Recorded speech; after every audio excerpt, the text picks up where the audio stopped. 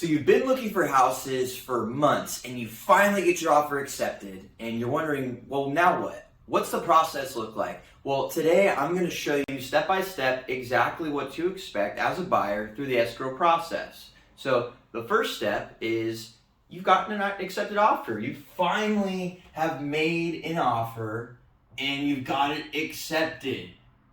Gone through all the bidding wars, all the craziness, and they finally said the magic word, yes, okay?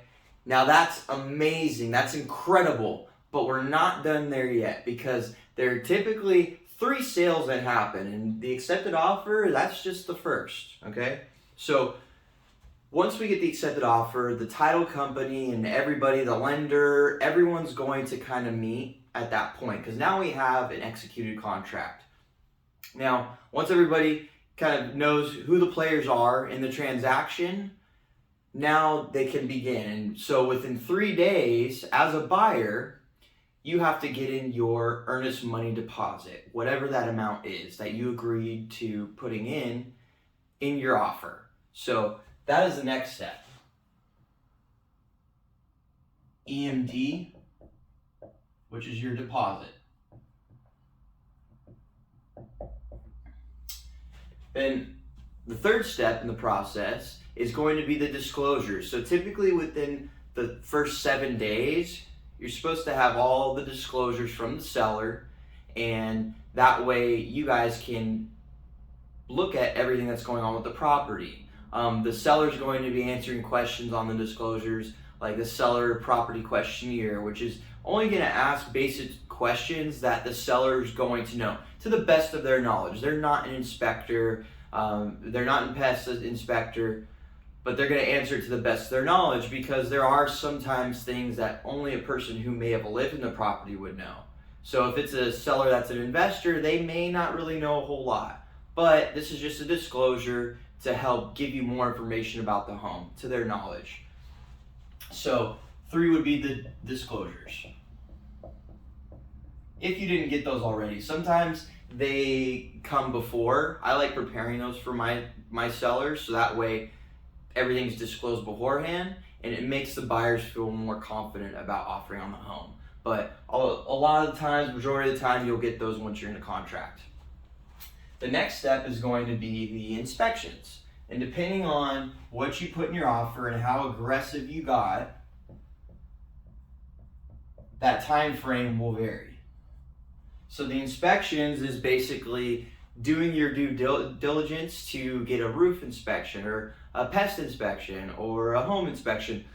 All your inspections you want to go and get, your sewer lateral inspection, anything needed to investigate the property to make sure it's in safe condition for you and your family, so you don't have a big bill a few months down the road. It's just to ensure that what you're buying, that you're not going to be left in a hole later down the road. So as soon as you're good with inspections, that's good. Next,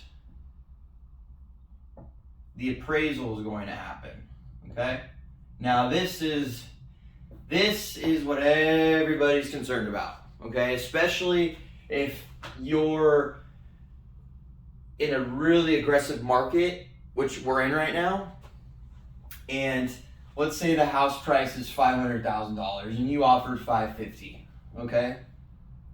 Chances are the house will maybe appraise for $525,000, let's say, okay? So there's a gap here. $525,000. There's a gap here, okay? So this is what everyone's concerned about because we want the appraiser to come in at full value. We want them to come in at $550,000, right? Because then everybody's happy. We don't have to go into renegotiations. The seller doesn't get mad. The buyer doesn't get mad. Everybody's just happy because it sticks to what was in the original offer. But if for some reason the appraiser comes back at $525,000, we now have a $25,000 gap. And what's going to happen are a couple things. One, the buyer is going to say, you know what? I'm only going to pay appraised value now that it appraised for that. I don't have any more money to come out of pocket. I'm already putting money down. I'm sorry.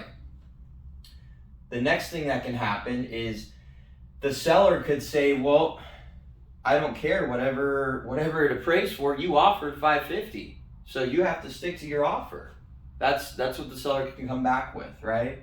And hold them to that. And if they can't come to an agreement, the seller would just go back on the market and the buyer would just keep looking for another house.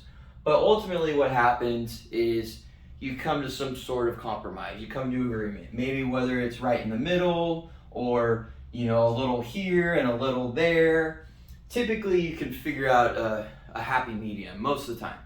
So, but that's why everybody's always concerned. So what we hope for is for it to come in at value, so we don't have to have this back and forth and potentially everybody getting out of the deal. So that's why everybody's worried about the appraisal. So let's say that the inspections went great, the appraisal came in at value. That's a perfect case scenario. Next is the loan. Now, usually by this point, the lender's going to be calling you throughout the process and asking you for documents, W-2 forms, tax returns, bank statements. They may need special items that seem weird to be asking for. The underwriters can be very strict with what they request. If you make a large deposit and you're in escrow, you're gonna have to prove where that came from. So you can't just deposit $10,000 and just think that that's okay and not have them ask questions. They're gonna want to know, okay, where's this $10,000 coming from?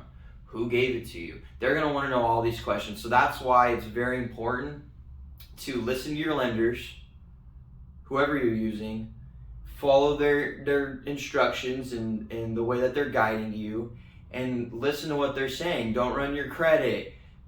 Don't do things that you wouldn't normally do during this process, because any little thing, any little red flag could potentially lose you the home and you would not get the loan. It could be last minute. So make sure you're getting them the documents they need to throughout the process. Make sure that if they ask you for a form, you get it to them, within a day or two, if possible. If it's something that's within your ability to get quickly without having to request it through your company or whatever it may be. Because all you're doing is just slowing up the process for you.